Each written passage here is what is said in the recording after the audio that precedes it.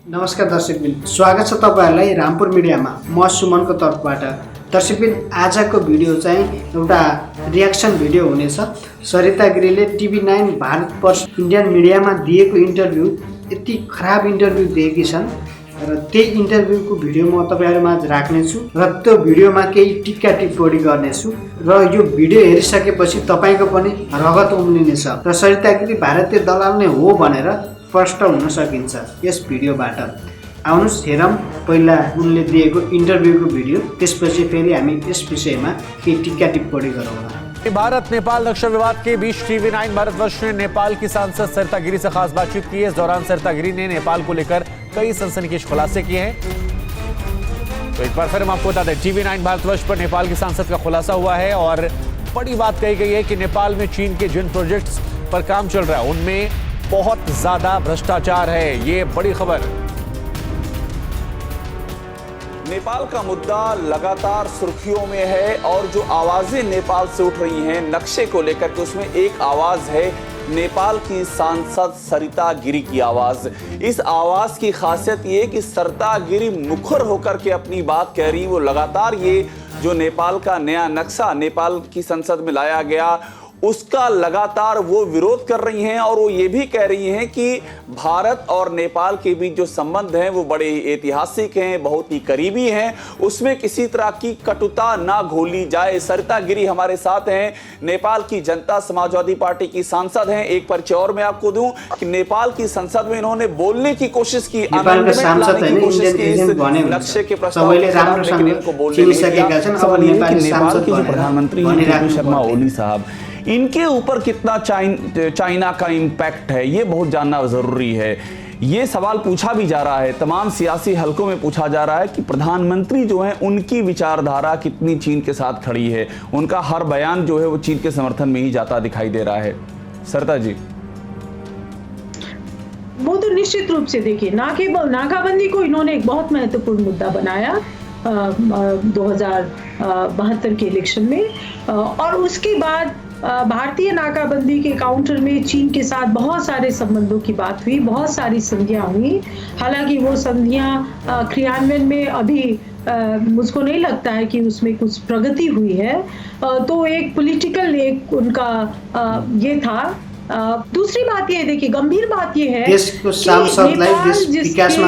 जिसका एक बहुत अर्थतंत्र अभी कमजोर भारतले नाकाबन्दी गरेकोमा भारतले सपोर्ट गरिरहेको छ। यस्ता नेता नेपालको नेता हुन सक्छ। उन्मुख एक संविधान आपको जारी किया है, अन्य उदारवादी विचारधारा के लिए जगह नहीं है। तो मेरा ये मानना है कि ये समाजवाद जो है वो बिना चाइना के प्रत्यक्ष आपके इन्वॉल्वमेंट के बिना, जो इकोनॉमी जो है या फिर पॉलिटिकल कंट्रोल का जो है, वो बिना पॉलिटिकल कंट्रोल और इकोनॉमिक कंट्रोल के बिना वो समाजवाद का लक्ष्य नेपाल कम्युनिस्ट पार्टी कभी भी पूरा नहीं कर सकती है। तो इसलिए हम लोग स्वाभाविक रूप से अनुमान लगाते हैं कि देश में जो अभी कम्युनिस्ट पार्टी की सरकार है, ये लोग समाजवाद का अपना एजेंडा लागू करने के लिए निश्चित रूप से चीन के साथ विशेष संबंध के पक्षधर है और उस दिशा में काफी बोला जा रहा है। मैं एक काफी बातें हो रही हैं। देखिए, BRI की भी बात लीजिए, वो भी एक है और डेवलपमेंट में भी बहुत सारा यहाँ पे ऐसी बातें हुई है, जैसे चाइनीज जो प्रोजेक्ट है उनमें काफी बड़ा करप्शन वगैरह भी हुआ है, लेकिन उन करप्शन के मुद्दों को उठाने पर वहाँ पे सरकार कुछ आगे बढ़ के कदम नहीं उठा रही है। और सबसे बड़ी बात है कि सीमा विवाद के बारे में चीन के साथ भी नेपाल के गंभीर सीमा विवाद 36 हेक्टेयर नेपाली सांसद हो भनेर नेपालको विरुद्धमा यसरी नेपाल के सर्वे नेपाल भित्र बोल्नु त स्वाभाविक हो, नेपाल बाहिरको मिडियाहरुसँग यसरी तो मेरा ये कहना है कि अगर ये जो जगह का जो ये जो भूमि का जो विवाद है वो चीन के साथ भी उठाया जाए। सरिता जी, आपने ये कहा कि नेपाल की जो बड़ी चर्चा रहा, आपका बयान बहुत चर्चा में रहा, आपने कहा नेपाल की हालत बांग्लादेश जैसी हो जाएगी। आपने ये जो कहा इसके बहुत ही गंभीर मायने हैं कि नेपाल की हालत, आपने कहा बांग्लादेश जैसी हो जाएगी। आपको क्या लगा कि आपने ये कहा कि नेपाल की हालत बांग्लादेश जैसी हो सकती है? नहीं, देखिए ये सबसे बहुत ही गंभीर प्रश्न है। कसरी नेपालको बेइज्जत गरेको छ, कसरी बेइज्जत 2008 साल से ही यहाँ मलाई त यो मान्छेलाई सरिता जी भनेर सम्मान गर्न त अब मैले गर्थे के लिए भएको कुरो मैले सम्मान गरेर बोल्दिनँ। And it is not only about identity. मुझको लगता है कि एक authentic life, like you know what you are, आप जो हैं, आप जैसे हैं, आप उस जीवन को जीना चाहते हैं, लेकिन उस स्वाभाविक जीवन के रास्ते में अगर आप कुछ बोलते हैं तो अगर आपको ये कहा जाएगा कि आप भारतीय हैं या आप भारत के एजेंट हैं या आप भारत के जासूस हैं, तो ये बहुत बड़ा एक संकट आ जाता है ना। तो हम लोग जैसे व्यक्ति कुछ भी बोलते हैं तो जो तर्क आता है ना, उस तर्क में लॉ एंड लॉजिक के आधार पे बात नहीं होती है। उस तर्क को ये कह के उड़ा दिया जाता है कि ये लोग भारत के इशारे पे बोल रहे हैं। सवाल ये भी चाहूंगा, आपके घर पे जो अटैक हुआ, सरिता जी आपके घर पे जो अटैक हुआ, आपने जो बात कही उसके बाद ये भी खबर आई कि आपके घर पे अटैक हुआ। ये कौन लोग हैं सरिता जी जो लोकतंत्र में अपनी बात कहने पे घरों पर हमला कर रहे हैं नेपाल के भीतर? देखिए ये कब इसकी पृष्ठभूमि क्या हुई कि जब मैंने प्रस्ताव दर्ता कराया, वो जो सरकारी विधेयक है उस प्रस्ताव पे जब मैंने संशोधन विधेयक दर्ता कराया, क्योंकि मेरा ये मानना है कि इसमें जो नक्शा है इसका स्रोत प्रमाण नहीं खुला है, इसकी संधि नहीं खुली है। 1816 की संधि के अनुसार है, ये हमारे संसद में भी बहस होने में बहुत सारे माननीय जी ने कहा है और हमारे परराष्ट्र मंत्री ने भी इंडियन मीडिया चैनल को कहा है। तो मेरा ये कहना है कि 1816 की संधि को एक स्रोत के रूप में उल्लेख किया जाए। मैंने एक महत्वपूर्ण बात उठाई और मेरा ये मानना है कि अगर 1800 नेपाल 1950 की संधि से पीछे जाकर 1816 की संधि को रिवाइव करना चाहता है तो वो टोटलिटी में रिवाइव हो। ऐसा नहीं कि आप एक पार्ट रिवाइव करते हो और रिमेनिंग पार्ट आप छोड़ देते हैं। तो 1816 से ये समस्या है, हालांकि समस्या उससे पहले भी है, लेकिन 1816 से तो ये जो समस्या चल रही है, तो मैंने कहा कि अब टोटलिटी में हो और मधेसी के स्टेटस के बारे में भी एक बार फिर से बहस हो और इसको भी हम लोग एक राजनीतिक मुद्दा बनाए। ये बहुत बड़ी बात हो गई, तो इसको इन लोगों ने राष्ट्रवाद से जोड़ा। बिल्कुल। और मैं राष्ट्र विरोधी हूँ करके मेरे घर पे आक्रमण हुआ, जबकि मैं समस्या का समाधान चाहती हूँ। कुछ नेपाल में हो रहा है, आपने एक बार ये कहा कि ये प्रॉक्सी वार है। प्रॉक्सी वार जब आपने कहा तो सीधे से जो मेरी समझ में आया, जो और भी लोगों की समझ में आया, वो यही आया कि इसके पीछे कहीं ना कहीं से चीन है जो इस पूरे मामले में अपनी दखल दे रहा है, जो ये चाह रहा है कि चीजें इस रूप में जाएं। ये जो काला पानी का विवाद है ये पिछले 60 सालों से है, लेकिन जिस तीव्रता के साथ, जिस इंटेंसिटी के साथ इस बार अचानक ये बातें उठी हैं, उससे लग रहा है कि कहीं ना कहीं कुछ है। नहीं, निश्चित रूप से मैंने एक यही के स्थानीय नेपाली पत्रिका में आज से लगभग 2-3 महीना पहले मैंने एक लिखा था, सीमा विवाद की राजनीति। उसमें मेरा आशय ये है कि वास्तव में सीमा विवाद अभी उतना गंभीर नहीं है, लेकिन इसका पॉलिटिसाइजेशन हो रहा है। तो कश्मीर में हुआ और उसके बाद जो डोकलाम में हुआ, उसके बाद वहाँ पे जिस ढंग से शायद चीन जिस ढंग से एग्रेसिवली या पाकिस्तान जिस ढंग से एग्रेसिवली अपने आप को लाना चाहते थे, वहाँ पे जो सफलता नहीं मिली, तो नेपाल एक यहाँ पे ये इशू है ही। तो मुझको लगता है कहीं ना कहीं इस इशू को उठाने में इस तत्व ने भी काम किया है। केपी शर्मा ओली जो प्रधानमंत्री हैं, जिस तरह से कम्युनिस्ट वहाँ सत्ता में बैठे हुए हैं, ये इनके सरकार में आने का, और मैं चूंकि आपसे बार बार चीन का जिक्र इसलिए कर रहा हूं चूंकि चीन का जिक्र आप कर चुकी हैं, आपने प्रॉक्सी वार का जिक्र किया है, तो चीन का क्या इन्फ्लुएंस है नेपाल की इस समय की सरकार पर? देखिए, हम मधेश की राजनीति करते हैं और मधेश की राजनीति का हमेशा हम लोग भारत के साथ एक विशेष संबंध के पक्षधर रहे। सबसे ज्यादा चिंता की बात यह है कि जब कम्युनिस्ट शक्ति का उदय हुआ है तो 2015 साल से लेके 2062, 2072 साल तक जो संविधान रहा है उसमें मधेसी नागरिकों के अधिकारों की कटौती नहीं हुई थी।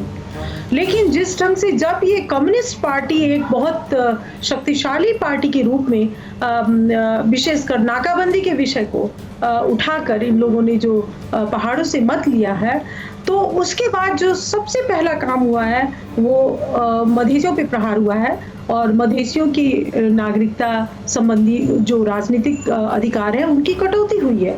जो आपने स्टैंड लिया है सरिता गिरी, वो आपकी स्टैंड की बहुत चर्चा हो रही है। आपने संसद में इकलौती आप थी नेपाल की संसद में जो कि खड़ी हुई, जिन्होंने अपनी बात कहनी चाहिए, जिन्होंने भारत से साथ दोस्ती की वकालत की, आपने की, आपको बोलने नहीं दिया गया, आपके अमेंडमेंट को स्पीकर ने खारिज कर दिया। इसीलिए मैं आपसे जानना चाहता हूँ, आप बार बार भारत से दोस्ती की बात कर रही हैं, आप बार बार भारत और नेपाल के अच्छे रिश्तों की बात कर रही हैं, तो ये चीन कहां से एंट्री ले रहा है? और हमने तो ये भी सुना है कि नेपाल की जो इकोनॉमी है वहां भी चीन तमाम तरह से घुस चुका है। देखिए, मैं एक सांसद के रूप में अपनी बात कहूंगी।